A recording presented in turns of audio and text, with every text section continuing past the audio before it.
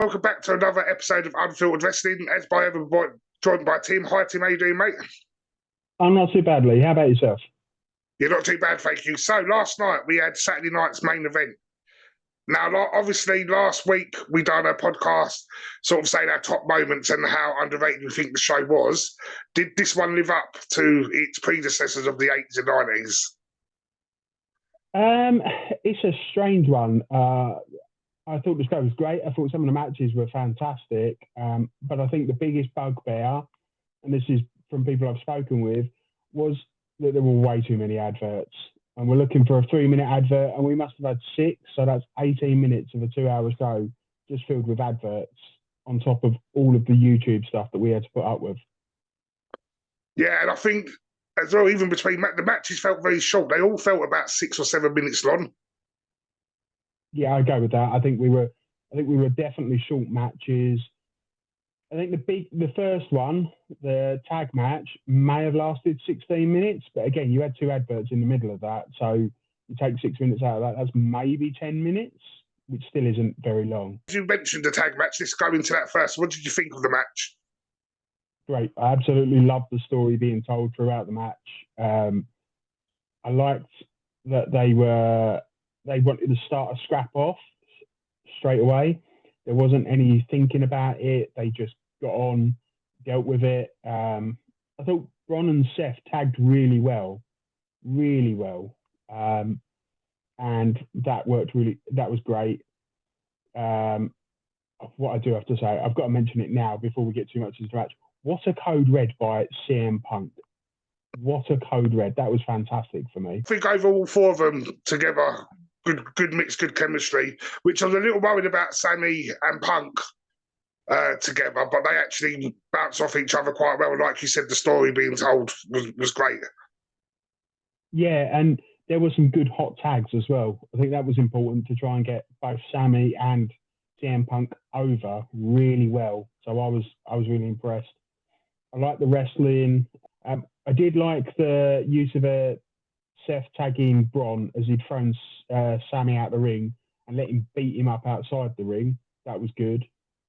There were some great blocks from big moves as well. I think that needs to be said.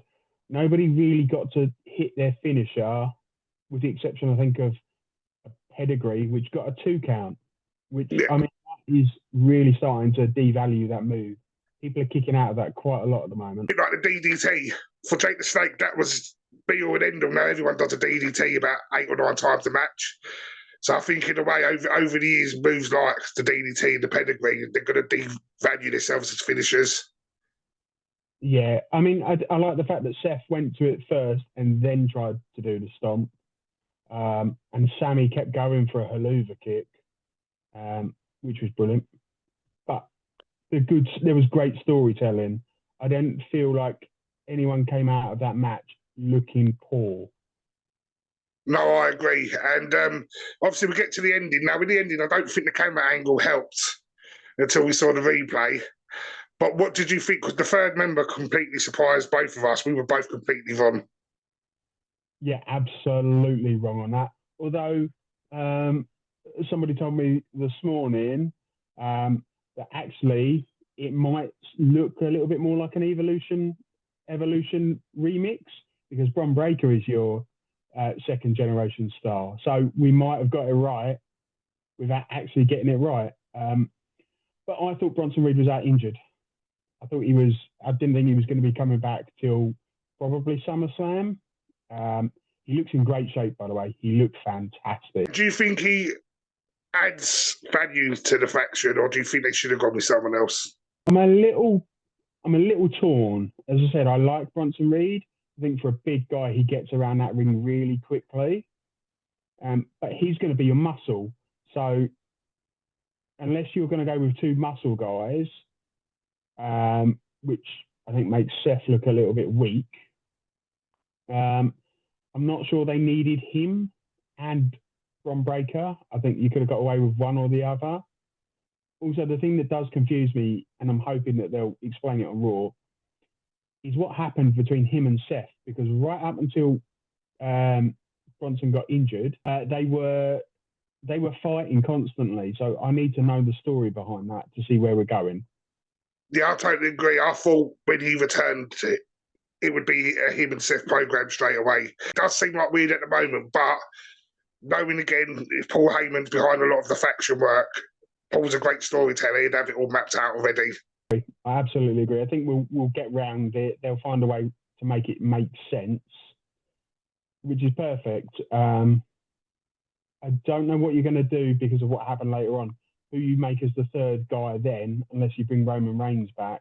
For me, it was a really good three and a half star match. I'll go with 3 because I'm feeling a little bit, I think I need to tighten in. I could think that's a 3-star match. Definitely worth a watch.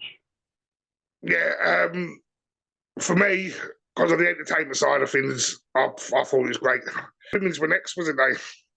Yeah, so right up until SmackDown, I thought we were having 4 matches and they're all men's matches. I thought the women needed some sort of representation.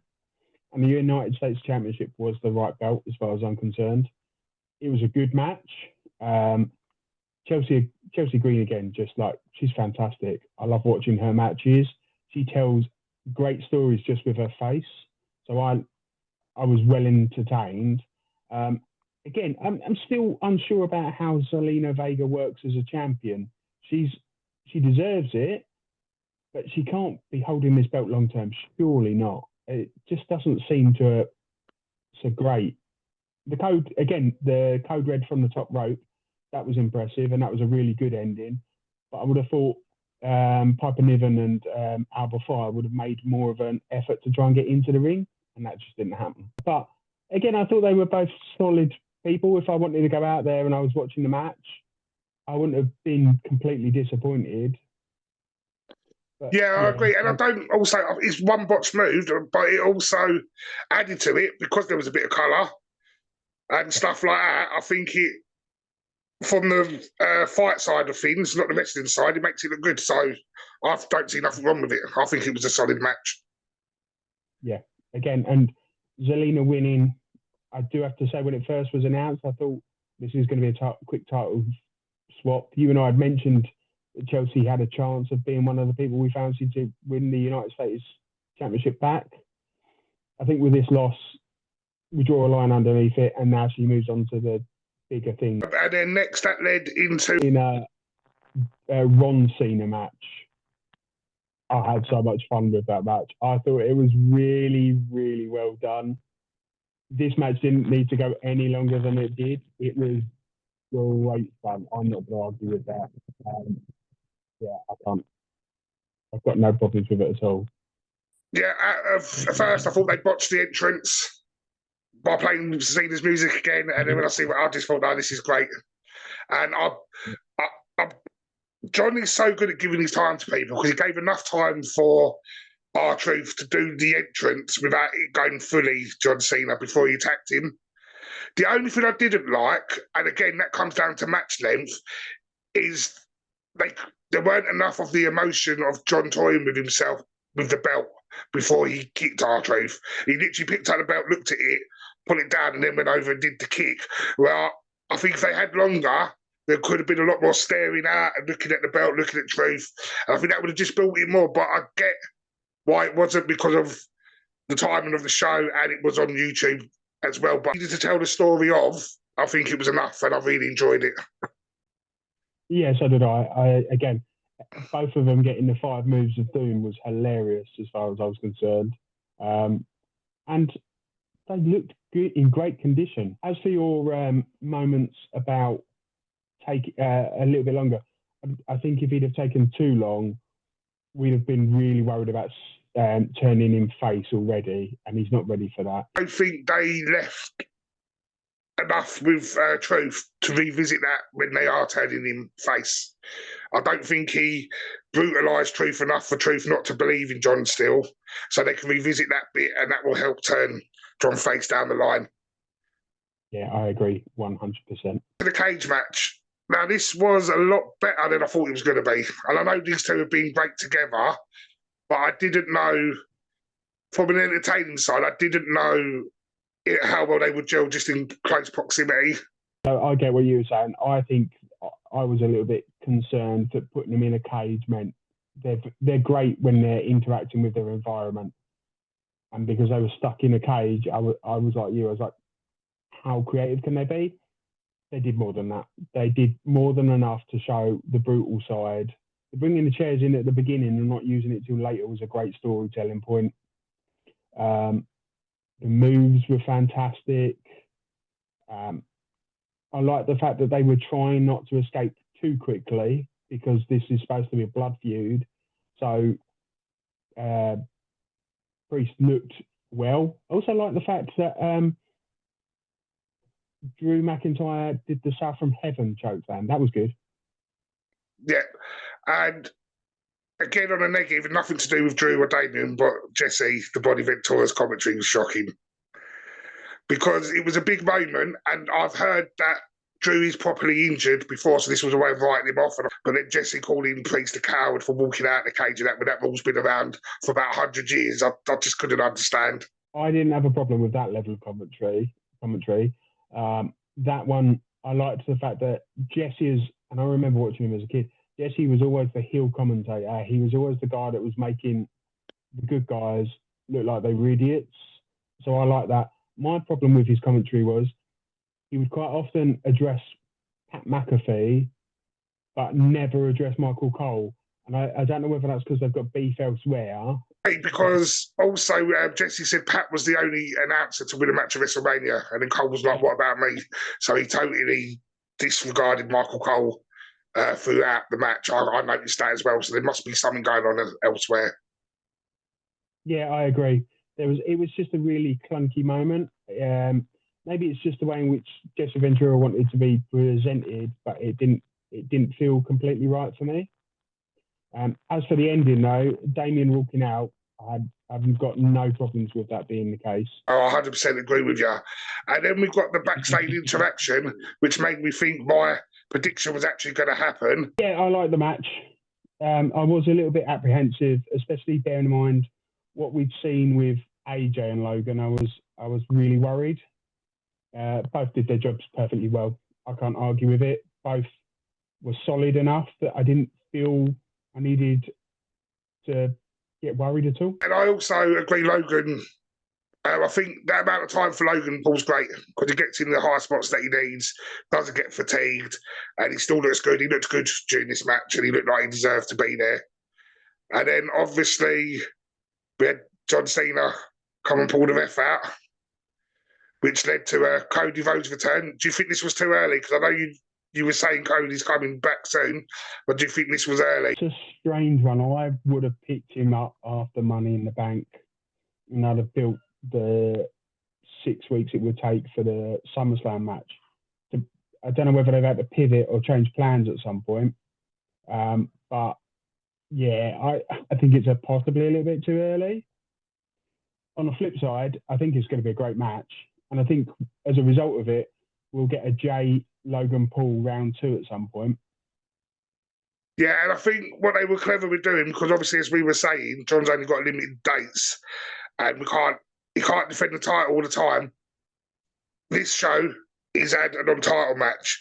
Money in the Bank's a tag match, again a non-title match. So they're able to keep in the title on John for a long time without him actually having to defend, but still putting him in decent matches. Now, what do you think of the tag match idea for Money in the Bank? Do you think it's a good... Yeah, I do. I think it's a really good idea. I think that way you keep Jey Uso's momentum. I think you keep John Cena's momentum. Logan Paul will benefit from this because this means he now essentially has to be on... he won't be on telly as much because of his other commitments, but I think that way you'll get that kind of like the loose side, the loose wrestlers, the part-timers, and then you've got the full-timers that are ready to keep stealing the show every week. And obviously, there's rumours going around. This is leading into an Uso and Cody, John Logan, and a Travis Scott 3 match. So is Travis Scott going to interfere Money in the Bank to set up the 3? That's the rumours floating about. And this is Travis Scott has been training for months, apparently, and this has been the plan for a long time. This is what I've heard a lot of today. I think this is a bad route to go, but a horrific route. Not because that he doesn't deserve his Travis Scott doesn't deserve his flowers. I don't think you can do anything more than like this tag match should be a one and done situation. I think once it's done, that's it. We move past it. John and Cena go at each other again. I imagine what will be SummerSlam. I did consider the idea that whether Cody would somehow sneak into a Money in the Bank qualifier or be a last minute addition somewhere down the line, but it's not worked out like that. If he's coming back, then they're not going to bother going elsewhere with it. And I don't think they need to, because technically he's got his rematch, because once you lose the belt, you always get a rematch, so he doesn't need to win the briefcase to get his... Yeah, but if you watched the WWE of recent, they scrapped that automatic rematch. Championship rematches aren't a thing anymore. It's not a guarantee anymore. Although why you wouldn't do it, so it's not a guarantee. I think the only way in which they do that would be if Cody then pinned John, and I don't think that's going to happen at all. Yeah, I do think though that if they are setting up something with Travis Scott, it's going to start at Money in the Bank, and they're going to use it for the next Saturday night main event, because they announced when that was, and that's on the same night as AEW All In. They need to, especially based off, because I know this has got a bit of mixed reaction, but I think they need something big on that side because they're competing with All In. Yeah, I agree. Absolutely. You're going to need something massive. That's not big, though. That doesn't draw as many eyes as you think it would do. I think for you to do that, I'd probably do a John Cena Cody match if you want to get eyes on the prize. That's where I would go. Forget SummerSlam, bring it forward. I don't think that works, but that would give you something. Are they willing to risk pulling the trigger on that on a free YouTube show across the world, and obviously NBC in America? Yeah, that's it. If you wanted to add that, then that's what I would do. I'd make it a free TV show. Nitro many years ago would give away pay-per-view matches on for free to bolster tickets. So if you advertise it in advance enough, you'd sell tickets for that one. Weird situation, because the wrestling product feels really hot at the moment, but it feels like TKO are trying to pull everyone out the arena because they're pricing everything too high. So I don't understand where the mixed match is. You've got a really hot product, but then you're trying to outprice people who won't be able to then attend, which then brings down your attendance figures. I don't understand what's going on at the moment.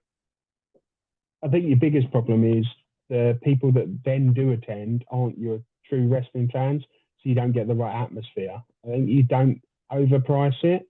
I think you'll find that if it doesn't come down, if the ticket sales doesn't go up enough, they'll discount ticket prices or they'll move it to a smaller venue. Tim, overall, what's your rating for Saturday night main event? I think it's a good show. If you can put up with the adverts, and we're not just talking the commercial adverts, if you're like me and you don't own a YouTube Premium, you catch adverts quite a lot, especially on WWE products. But it is worth a watch. There are some good matches. There are some positive points to come out of it as well. Yeah, no, I agree. It was good for the storytelling. And again, it's going back to their schedule. Money in the Bank's 2 weeks' time. So they've had this, and then we've only got 2 weeks. So I think it's helped the road to Money in the Bank. So that was Saturday night's main event. And I know we usually review Raw and SmackDown, but we haven't had time. But can you give us a quick recap and name us Tim's top talent of the week? It was pretty good. I liked the Money in the Bank match. I think the Money in the Bank qualifiers have been good, especially for the women's side. Again, SmackDown Julia looked really good. Charlotte Flair looked a little bit uncomfortable working with Selena Vega, which was strange, but I'm not too fussed with that. Top talent. It's getting really tough at the moment. We're going to go with Bron Breakker, I think. His match on Raw and then the main event this week shows that he's definitely knocking on the door of a title shot at some point. Yeah, no, I totally agree with you. Thank you so much for joining us for our Saturday Night Main Event review, and I will see you Tuesday for our question of the week. Yeah, thank you, Lee. Thank you very much, and I'll see you Tuesday.